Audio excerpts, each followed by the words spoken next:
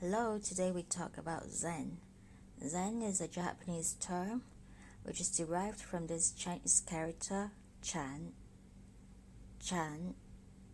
So you can see how it is written here, this Chinese character chán. So it's also derived from an Indian term which means meditation. So I guess this is actually the major objective of Zen practice, which is to meditate.